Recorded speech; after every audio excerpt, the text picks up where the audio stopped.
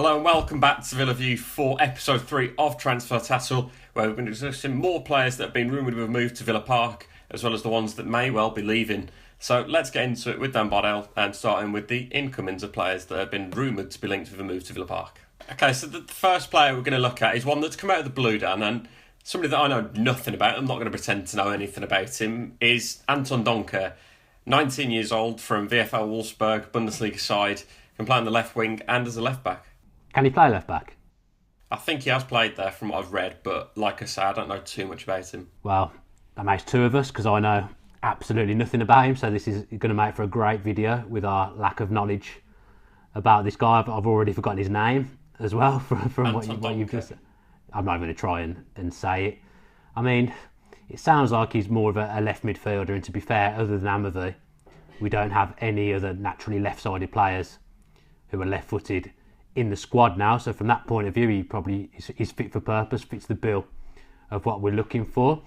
If he's been bought for the first team and he's got some potential, then okay, that's good. And it's same really if he's going to be bought for the development squad, although it has been mooted that he's going to be a loan signing. So if he's a loan signing, you'd assume he's going to be a first team player rather than stuck in the under 23s. But as you said, we don't know anything about him, so it's difficult to speculate on, but he's obviously going to be a cheap buy, and I think his club have said he can leave, so if we can get him in, why not? I quite like the thought of signing some young guys with potential from abroad to challenge for first team place in the next couple of years. Oh, totally, yeah. One of the comments, one of the quotes from him to Sports Buzzer, who are a German news outlet, he said, "My agent has had contact with Aston Villa in order to further develop myself. A loan to England would surely be a good thing."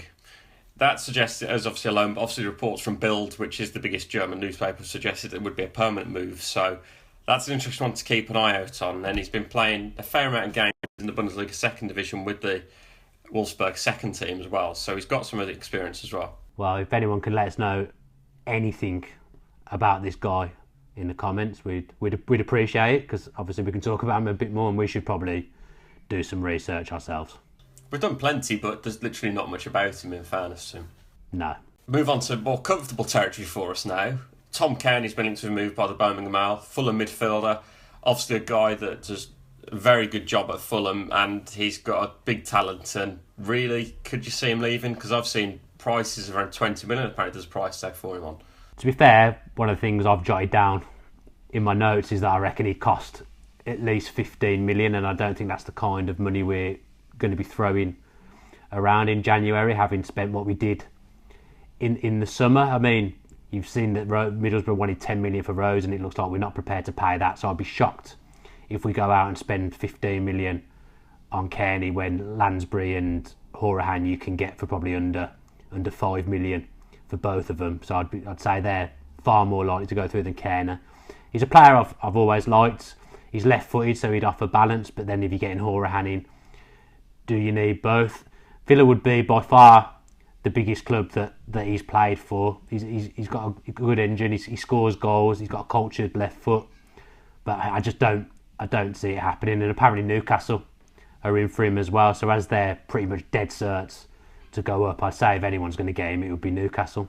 Well, obviously the price tag could be a stumbling block, but he scored 5 goals from midfield, so it's a similar amount to Conor Horahan, we're going to come on to, and Henry Lansbury. So 3 assists as well, 8 goals last season and 6 assists. So he's got similar ratios to Horahan and Lansbury, so it makes no sense to me to be spending 15 million on him, as you've touched on, when we could get both Lansbury and Horahan for less money. He's a good player though. In an ideal world, we'd bring all these guys in, but 15 million on a central midfielder, I don't see that happening. No, but it's always nice to see we've been linked with those sort of players, definitely. So it's clear there's a common theme throughout this video, and throughout all the videos so far for the Villa View this month, is the fact that I need for a midfielder. And the other player that has been linked is Adelaine Guidedora, Guedioura, however you want to say that. £3 million bid has been mooted. It has come from the Sun, so you obviously take it however you want to. But the sort of player we need to be looking at? No, not for me. He's got a good shot on him. I know that, and he came into my fantasy football team earlier on in the season and then promptly got dropped from the Watford team and never played a game, so I'm holding that against him a little bit. I mean, he never really made it with Wolves. he's done bits and pieces for both. I've seen him score a few decent goals, but for me, we need to be looking at better than that. I mean, as a backup, as a rotation option, maybe then yeah, okay, he may be on a level with what we've got, but is he much better than what we've got at the moment? Probably not. Also, we need players now, immediately, and he's away at the African Cup of Nations, so for me, it's idle paper talk probably, and we should probably be looking elsewhere. Well, yeah, the main factor for me is the fact it is AFCON that he's at, so he's away for some time still, which doesn't help our immediate problem for midfield. And for me as well, he's a bit of a championship journeyman, I see him, as you touched on, played at Wolves, and just in general, he hasn't got the goal scoring capabilities. Like, it says it all when one of his main assets is the fact he's got an alright shot on him. He hasn't got the same ability technically as the likes of Hourihane and Lansbury and Cairney even, so it is just idle paper talk, as you could suggest, and to me it doesn't make any sense, as you touched on with AFCON. It's just another rumour to add to the pile. I'd be disappointed if we got him in and he was the only central midfielder we got in, put it that way. One that keeps reappearing is Jordan Rhodes. Today, there's been conflicting reports all over the place, with Birmingham Mail suggesting we were going to make a bid around £10 million. Apparently the Sun have also said the fact that they'd rejected a £6 million bid plus add-ons Borough had for him, and apparently the owner wants £12 million for him, and that's a fee that apparently they're not willing to pay, according to Pat Murphy, the BBC. So combining the sources suggests that this isn't happening, sadly, but who knows, because Bamford has been confirmed at Borough as well, so that could all still suggest that this move could happen, and perhaps Steve Gibson could lower his price, or we might end up paying that extra bit for him. I mean, they've just paid $10 million for Bamford and $6 million, I think it was, for Rudy Gestede. They've got Negredo. The guy, Rhodes, isn't playing for him anyway. He's barely played all season. I think they're dreaming if they want 12 million, and we're probably taking the mick a bit, thinking we can get him for 6 million, although I do think that is a fair price, but prices are inflated in the market now. I imagine nearer the end of the window we'll settle somewhere between 6 million and 12 million, somewhere in the middle, I would think. But I've seen a lot of stuff about if we're to get Rhodes, we're going to sell Ayew to free up some funds, and we're going to go on and talk about Ayew, but that's not for me. I don't think we should be doing that, because we could all well and good get Rhodes in, and we've got strikers in that have scored goals in the Championship. But other than Codger, who makes a lot of chances for himself, they're not scoring because we haven't got the balance of the midfield right.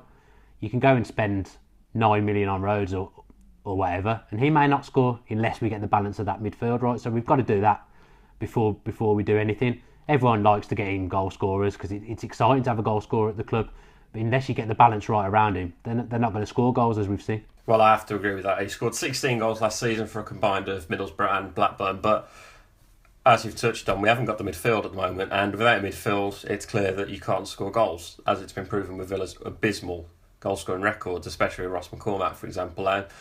With this one as well, though, the Ayew situation, which we're going to go on to obviously very shortly, I think it's stupid to think that it would be a good idea to get rid of Ayew, because he's got a great technical ability, and I know he hasn't quite proved it yet, but when you possess such an ability, you can change games even when you are having a bad run. We've done a poll about the situation with Jordan Rhodes and Ayew, Dan, and 64% of people are saying they'd be happy to see Ayew go if we got Jordan Rhodes in. I'm not going to argue it. Obviously, we like to hear everyone's opinion. Their opinion's as valid as mine. I don't agree with it. I'm very surprised at that. I think people are. I know this season is this season, but I think people are forgetting how much he put into Aston Villa last season compared to everyone else.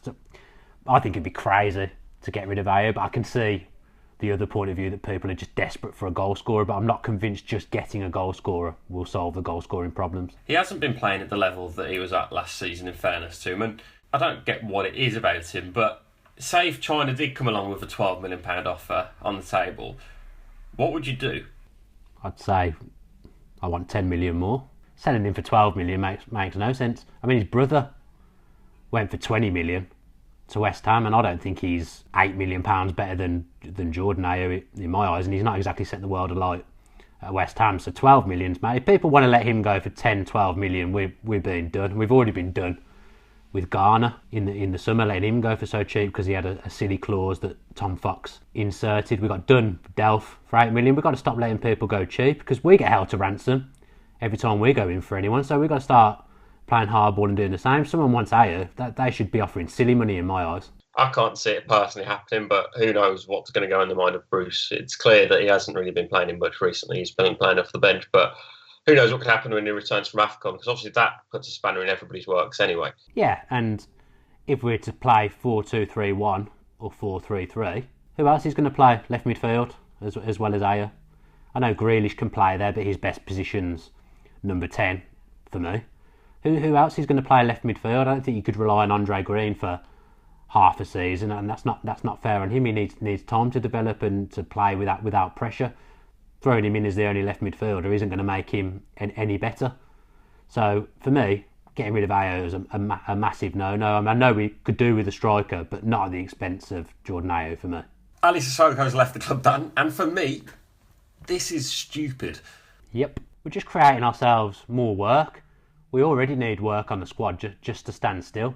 So getting rid of a perfectly adequate backup left-back, who actually started the season pretty well, I thought. But as a backup left-back in the Championship, I don't think we're going to get much better than him. And we've just now created ourselves more problems because we now add to the left-back to a list that's already quite expansive of players that we need. I mean, Ricardo Calder played there for the under-23s earlier on in the week. I think he's a good player, but he's a midfielder. I mean, he probably can do a job as a backup left-back.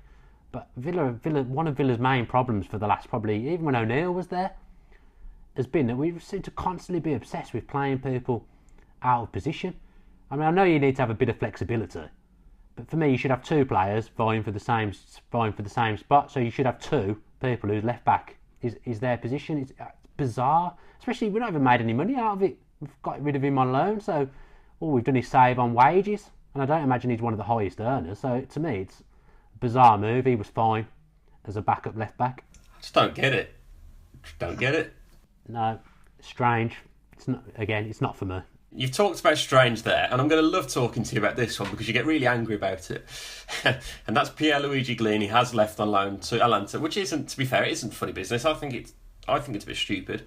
And obviously I supported the idea of Johnson coming in, but I do think it's stupid sending him out on loan for such a long-term period. Well, I've wrote one bullet point in my notes about this, and the words are bull. I don't get it, because as we've seen on Saturday, any goalkeeper can make a mistake, and people hammer Galini for making a mistake in his first game. Well, Johnston's made a mistake, arguably, in his first league game as well. Young keepers, especially, will make mistakes. So it's just bizarre, because in the summer, we don't sign Johnston. We then haven't got Galini coming back either. Greg Evans has told us that Mark Bunn signed a new contract, hallelujah. So we've just got him in the side. I know we'll probably go out and buy a keeper if we don't get Johnston, but again, we've got Steer coming back from injury. We're just creating ourselves work that doesn't need to be there. And I mean, I trust Bruce. And if Bruce, you've got to trust him, I guess, but some of these decisions seem bizarre to me, and I don't agree with Galini going, as everyone knows. I'm not going to bore everyone with it again, but I really think he's going to be a good keeper, and I think it's one we'll come back to regret. One final rumour that we're going to talk about is from Dr. Tony's tweet. Okay. Daniel Bardell, you've been linked with a move to Aston Villa. This guy can play. This guy can play. Believe me. And he's won at Villa Park. So what more could you want? I mean, he's told me to bring my boots on Saturday. So half of me doesn't want us to sign anyone, because he said if we don't sign anyone that I can bring my boots and possibly get a game. I mean, and it's come at a good time because we're low on centre backs at the moment with Baker injured. So why not? I'll give my all, and this boy can play. Well, to me, I've seen him defend, and he's a bit of a 50-50 sort of player. Sometimes he's absolutely dire, and other times he does great things. Like, we've seen him slip over taking a penalty, and then we saw him bagging a penalty. But for me, no centre-back takes a penalty anyway. Linked to the free transfer, Bosman. I'll play for free as well. I'm cheap. And I've got a 100% record at Villa Park. 100% win ratio. Keep an eye on that one. That could be a rumour that does rise over the next few days. Check out Dr. Tony's tweets for more updates on the situation with Daniel Bardell signing the deal with Aston Villa as a centre-half. Let me tell you, if it comes to Friday and we haven't signed anyone, I'll be tweeting. Well, he said there's a 50-50 chance, so who knows? You could well be an Aston Villa defender by Friday evening. Okay, so we've gone through all the rumours that we've spotted this week. If you have spotted some other ones, then do let us know. We're going to discuss them next week in the next episode of Transfer Tattle. Let's hope for some signings over the next few days, but not Dan Bardell signing. That would be a catastrophe. Harsh. If you have enjoyed the video, then drop a like below. Let's try and smash 150 likes out the park on this video. And make sure as well you are subscribing your post notifications on to the Villa View so you can see our content before anyone else does. If you enjoyed that video, why not watch another one? Click the video choices on screen now to go and watch them in full. And don't forget to subscribe. Click on our logo there on the left and press subscribe. Easy.